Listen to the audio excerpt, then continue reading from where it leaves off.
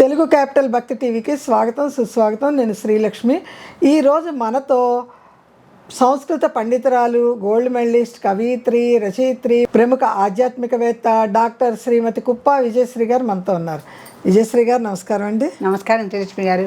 విజయశ్రీ గారు మూక కవి కళ్ళతో చూసి ఆసువుగా నోటుతో చెప్పి అవన్నీ మనం సేకరించుకొని మీరు మాకు కళ్ళకి కట్టినట్టుగా చెప్తున్నారు.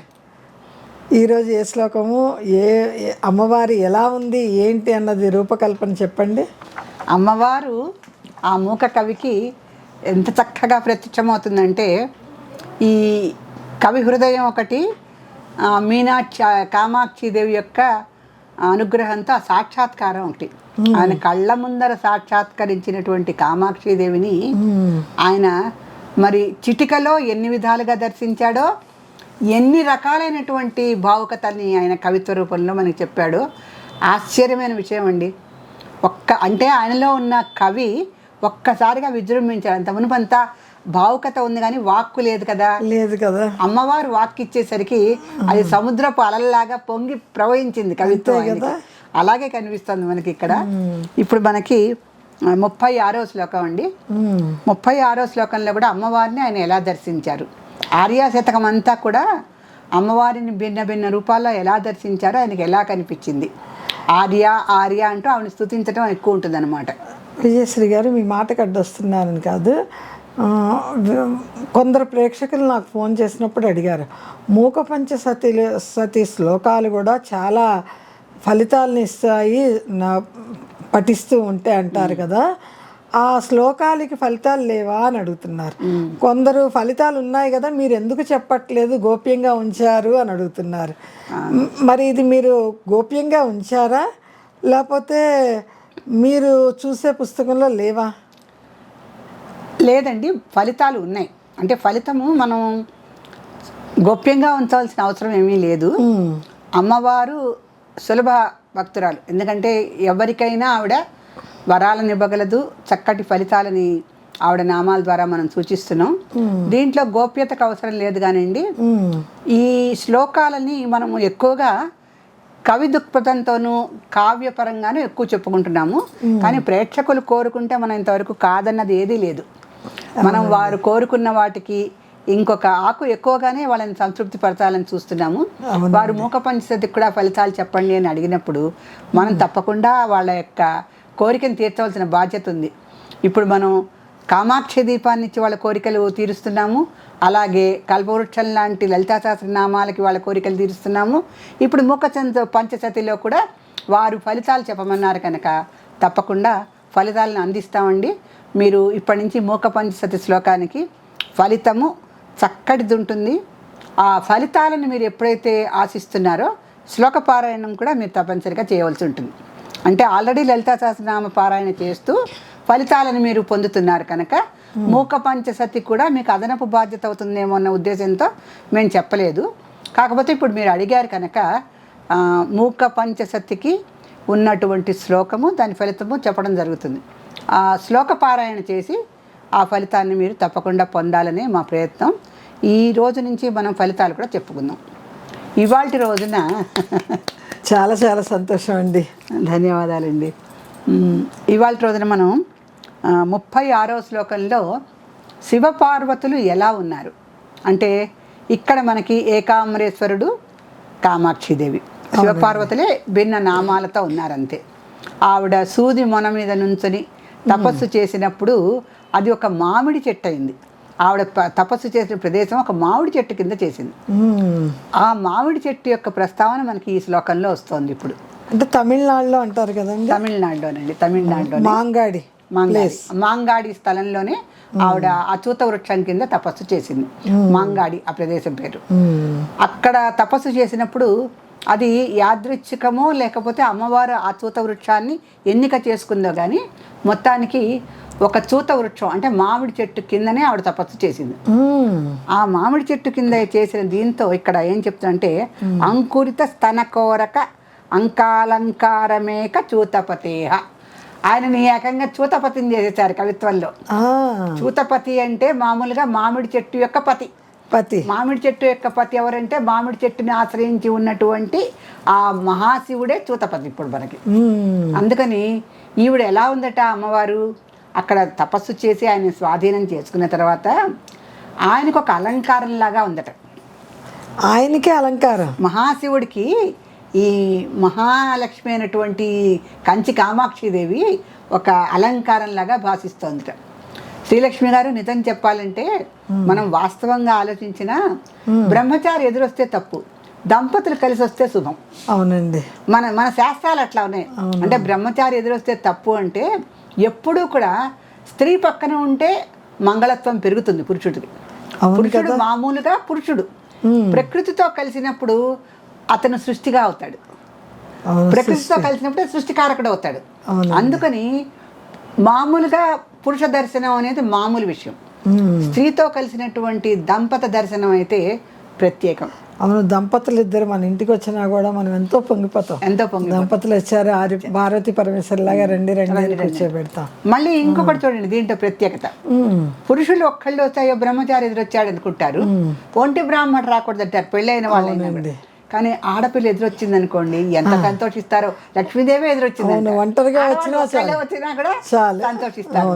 ఒంటి బ్రాహ్మణుడు ఎదురైనా కూడా భయపడతారు. అందుకని ఒక మంగళకరమైన స్త్రీ ఒక్కళ్ళే వచ్చినా కూడా మహాలక్ష్మిలా వచ్చింది, అమ్మవారిలా వచ్చింది అనుకుంటాం, కానీ ఒంటరిగా వచ్చిందని అనుకో. పురుషుడు వస్తేనే ఆ పట్టింపు వస్తుంది.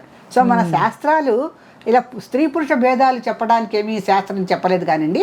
స్త్రీలో ఉన్నటువంటి అంటే స్త్రీ పుట్టుకతోనే మాంగళ్యవతి, మాంగళ్యం తర్వాత వివాహం అవటం అనేది వేరే విషయం. ఆవిడ మంగళ రూపిణి, సర్వమంగళ మాంగళ్యే శివే సర్వార్థ సాధకే. ఆవిడ ఎప్పుడు సర్వమంగళ, ఎప్పుడు అన్ని కాలాల్లోనూ పుట్టిన దగ్గర నుంచి మరణించే వరకు స్త్రీ మంగళ రూపిణి. అందుకని ఎప్పుడు ఎదురొచ్చిన ఆవిడ మంగళంగానే భావిస్తారు, శుభప్రదంగా భావిస్తారు. ఇక్కడ కూడా అమ్మవారు ఏంటంటే చూతపతే అన్నారు కదా, ఏకాంబరేశ్వరుడిని చూతపతే అంటున్నారు. అటువంటి అంటే చూత వృక్షం కింద తపస్సు చేసినటువంటి కంచి కామాక్షి దేవి ఈ మహాశివుడికి అలంకారం అయింది ఇప్పుడు. ఎందుకనంటే చూతపతే అని ఎందుకంటాం అంటే రెండు రకాలండి ఇక్కడ. ఎప్పుడు మామిడి చెట్టుకి మాధవీలత అల్లుకొని ఉంటుంది. అవునండి, మామిడి చెట్టుకి మనకి అభిజ్ఞాన శాకుంతలలో కాళిదాసు కూడా చెప్తాడు, శకుంతల ఆ తీగని చూసి చాలా సంతోషిస్తుంది అంటే అది శుభసూచకం అన్నాడు. తను కూడా దుష్యంతుడిని ముందు ముందు అలా అల్లుకుపోతోంది అని. అక్కడ దుష్యంతుడు మామిడి చెట్టు, మాధవీలత శకుంతల. సో ఈ విషయం కాళిదాసు ప్రస్తావన కూడా ఉంది. అయితే ఇక్కడ కూడా ఏమంటున్నాడంటే ఆయన అంకాలంకారమేక చూతపతే. అంకాలంకారం, అంకము అంటే తొడ, ఒడి. ఆయన ఒళ్ళో కూర్చుంది కదా అమ్మవారు చక్కగా, వామాంక పరిస్థితి అని వస్తుంది రాముడికి సీతకి కూడా. అందుకని వామాంకం మీద కూర్చోబెట్టుకుంటారు భార్యల్ని. సో ఆ ప్రియాంకం అంటారు దాన్ని. అంకము అంటే తొడ, తొడ మీద చక్కగా ఒళ్ళో కూర్చోబెట్టుకున్నటువంటి ఆ యొక్క భార్యని శివుడికి మన మూక కవి అలంకారం లాగా చెప్తున్నాడు. మామూలుగా శివుడు ఉంటే శివుడు మహాశివుడు అంతవరకే, కానీ అమ్మవారి కూర్చునేసరికి ఆయనకు ఒక అలంకారం వచ్చినట్టుగా ఉంది. అంటే చంద్రుడు కానీ నాగభూషణాలు కానీ ఇవేవి అలంకారాలు కాదా సదాశివుడికి, అమ్మవారు అలంకారం, అమ్మవారే అలంకారం. ఇదండి శంకరాచార్యుల వారు ఒక చోట చెప్తారు, నువ్వు సదాశివుడివి మహాశివుడివి ఎలా అయ్యాయంటే మా అమ్మవారు మా బంగారు తల్లి మా కంచి కామాక్షి చెయ్యి నువ్వు కరగ్రహణం చేసావు, ఆ పాణిగ్రహణం చేయటం వల్ల నీకు జగదీశ పదవి వచ్చింది.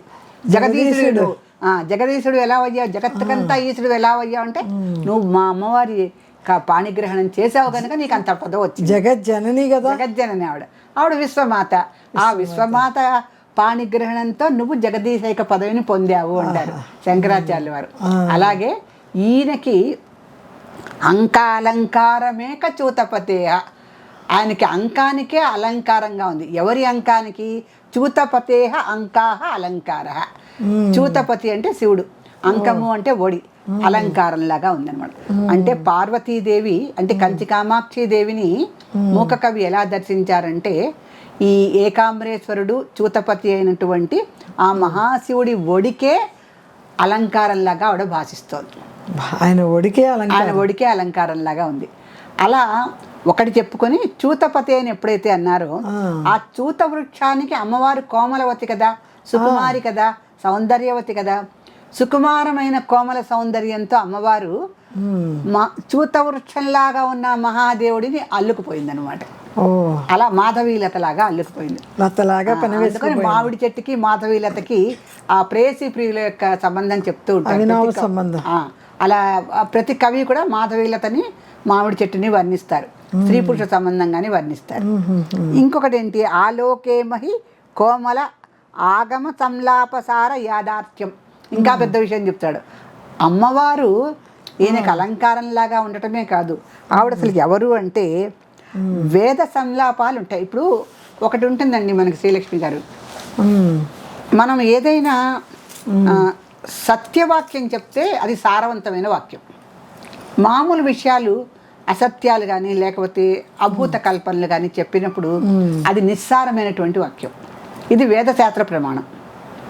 మనం మామూలుగా ఏవో విషయాలు చెప్తూ ఉంటాం, కొన్ని చూసిన దానికన్నా వినదానికన్నా ఎక్కువ చెప్పడం అలవాటు ఉంటుంది జనరల్గా. ఆ నోట అది మారిపోతుంది, అసలు రూపం మారిపోతుంది, అసత్య ప్రలాపనే వస్తుంది. అంతా సత్యం బయటికి రాదు. ఎవరైతే సత్యవాక్యాన్ని ఉన్నదిన్నట్టుగా యథార్థం చెప్తారో వారు సారవంతమైన మాట మాట్లాడినట్టు. ఈ సారవంతమైన మాటలకి పాండిత్యం సంపాదించిన వాడు హనుమంతుడు. సీతాదేవి అది గ్రహిస్తుంది, ఆవిడ మహాపండితురాలు కదా.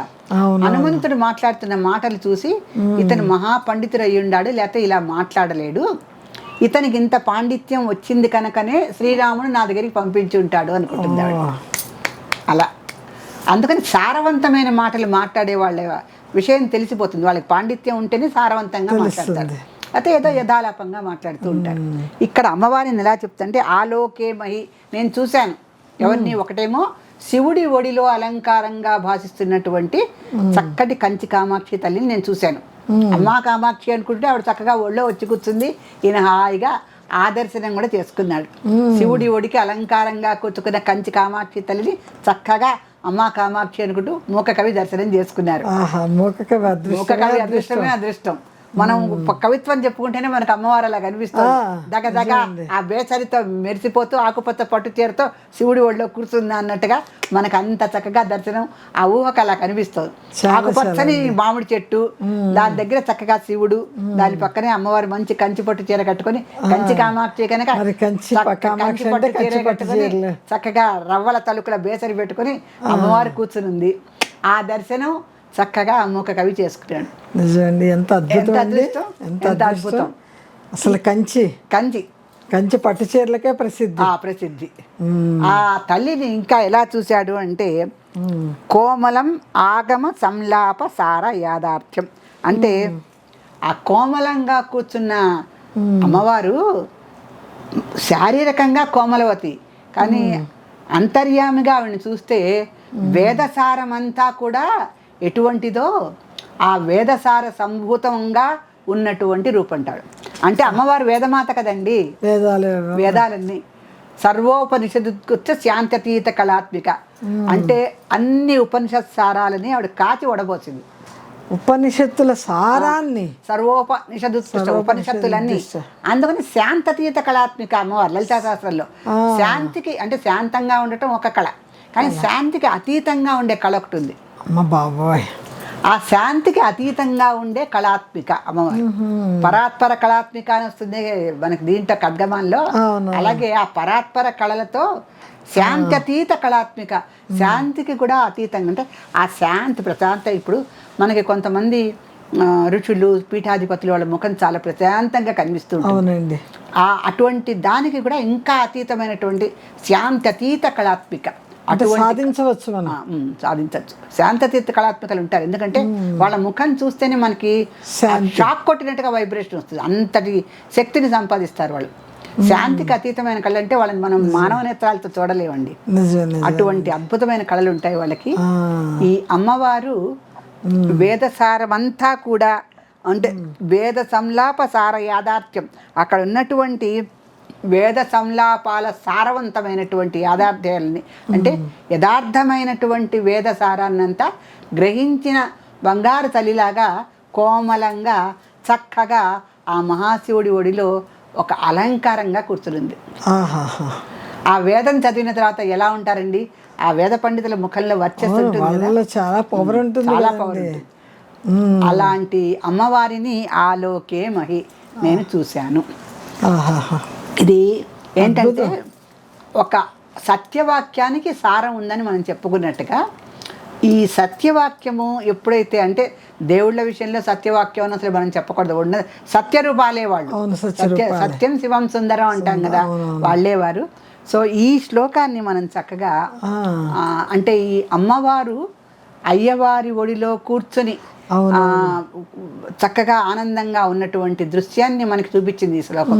ఈ శ్లోకాన్ని చక్కగా పారాయణ చేసుకున్న వాళ్ళకి అన్యోన్య దాంపత్యం లభిస్తుంది. అంతకన్నా ఏం కావాలి. శివపార్వతులు మాధవీలత మామిడి వృక్షంలాగా ఉన్న శివపార్వతుల్ని ఈ శ్లోకంలో వర్ణించారు. సో ఇప్పటి కాలంలో మీరన్నట్టుగా దంపతులకు అన్యోన్యంగా ఉండే సమయం కూడా దొరకటల్లా వాళ్ళకి పాపం. అసలు మెయిన్ వాళ్ళ టైం దొరకదు. ఉన్న కాసేపు బాధ్యతలు సరిపోతాయి. ఇంకా పిల్లలు ఉన్న వాళ్ళైతే పిల్లల బాధ్యతలు కూడా సరిపోతాయి. వాళ్ళిద్దరి అన్యోన్యతకి సమయమే ఉండట్లా. కానీ ఈ శ్లోకం పారాయణ చేసినప్పుడు ఎంత సమయం లేకపోయినా ఏ ఆదివారమో లేకపోతే సెలవు పెట్టో భార్యాభర్తలు అన్యోన్యంగా హాయిగా సరదాగా కాస్త కాలం గడపడానికి వాళ్ళకి తప్పనిసరిగా అమ్మవారి ఆశీర్వాదం ఉంటుంది.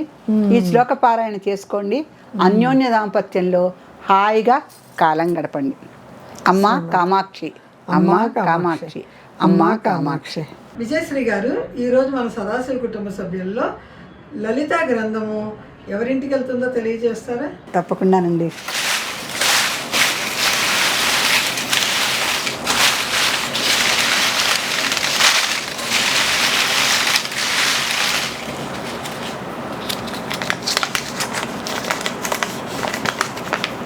ఇవాళ రోజున అమ్మవారి అనుగ్రహం కే రాధిక కొత్తపేట, హైదరాబాద్. కే రాధిక కొత్తపేట. రాధిక గారు, మీకు అమ్మవారి అనుగ్రహం లభించింది.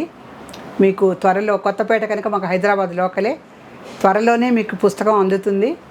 పుస్తకం అందిన తర్వాత మీరు చేయవలసినవి తప్పనిసరిగా మీరు చేయవలసినవి కొన్ని ఉన్నాయండి. మీరు ఈ ఛానల్ ద్వారా పొందుతున్నటువంటి తృప్తి కానీ సంతోషం కానీ మీరు మీ అభిప్రాయ రూపంలో మీరు సబ్స్క్రైబ్ చేస్తారో, లైక్ చేస్తారో, లేదంటే వ్యూస్లో పెట్టుకుంటారో, మీ ఇష్టం. మీరు అభిమానిస్తున్న విషయాన్ని మాకు తెలియజేయండి. లైక్ కొట్టండి, సబ్స్క్రైబ్ చేయండి, మీ వ్యూస్ని తెలియజేయండి, మీ అభిప్రాయాలు కూడా కామెంట్ రూపంలో పెట్టండి. ఇవన్నీ చేయటం ద్వారా మీరు ఛానల్కి ఒక ప్రోత్సాహాన్ని ఇచ్చిన వారు అవుతారు. తర్వాత పుస్తకాన్ని అందుకున్న సంతోషం కూడా మాతో మీరు పంచుకుంటే బాగుంటుంది. కుటుంబ సభ్యులు అని మేము ఎందుకు చెప్తున్నామంటే, కుటుంబ సభ్యులు అన్నీ పంచుకుంటారు. ఏదో మాకు పుస్తకం కావాలి అని ఒక వాక్యం పెట్టడం వేరు, అమ్మ మేము మీ ఛానల్ని లైక్ చేస్తున్నామని లైక్ చేయటం వేరు. మీ యొక్క సంతోషాన్ని, ఇష్టాన్ని లైక్ రూపంలో తెలియజేయండి, చక్కగా సబ్స్క్రైబ్ చేయండి, మాతో మీ అనుభూతులు పంచుకోండి. మీ అనుభూతులన్నిటికీ మేము తోచినటువంటి సలహాలు, సహాయాలు, కానుకలు కూడా మీకు ఇస్తాం. పుస్తకం అందిన తర్వాత వీడియో పంపించడం మర్చిపోకండి. ఇది రాధిక గారికే కాదు, సభ్యులందరికీ కూడా. అంటే అమ్మవారు అదృష్ట దేవతగా మీ ఇంటి తలుపు తట్టి పుస్తక రూపంలో వస్తున్నది కదా, ఆ పుణ్య గ్రంథాన్ని మీరు అందుకుంటున్నప్పుడు మీరు ఈ ఛానల్ని ఎంత ఇష్టపడుతున్నారో మాకు తెలియజేయండి.